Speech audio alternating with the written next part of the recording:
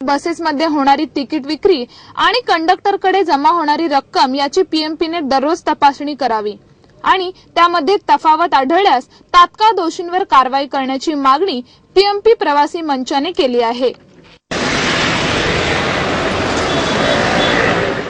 पीएमपीने 28 August पासून केलेल्या भाडेवाढीत 5 रुपयांच्या पटीत भाडे निश्चित केले आहे। त्यामुळे सुट्ट्या पैशांचा प्रश्न सुटणार असल्याचे त्यावेळी सांगण्यात आले होते। बऱ्याचदा पीएमपीचे कंडक्टर सुट्टे पैसे नसल्याचे कारण पुढे करून प्रवाशांना तात्काळ ठेवतात। प्रवासी आपल्या स्टॉपच्या जवळ आल्यावर कंडक्टरकडे 5 रुपयांच्या रकमेची मागणी करतो। बऱ्याचदा कंडक्टर सुट्टे पैसे नसल्याचे सांगतो, त्यामुळे राहिलेले पैसे त्याच्या खिशात जातात।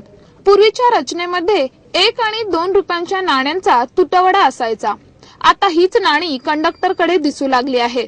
5 रुपये देण्याऐवजी 2 किंवा 3 रुपये घेण्यास भाग पाडले जाते, त्यामुळे त्रास सहन करावा लागतो। पीएमपी प्रशासनाने बसमध्ये झालेली तिकीट विक्री आणि कंडक्टरकडे जमा झालेली रक्कम याची तपासणी करायला हवी। त्यामध्ये दोषी आढळणाऱ्यांवर कडक कारवाई करायला हवी।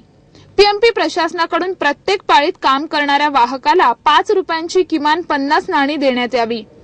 प्रवाशांकडून आलेल्या सुट्ट्या पैशांच्या तक्रारींवर तातडीने कारवाई करावी। सुट्ट्या पैशाला पर्याय म्हणून टोकन आणि कुपन देण्याची सोय ई तिकीट यंत्रामध्ये करावी, अशी मागणी मंचाकडून करण्यात आली आहे।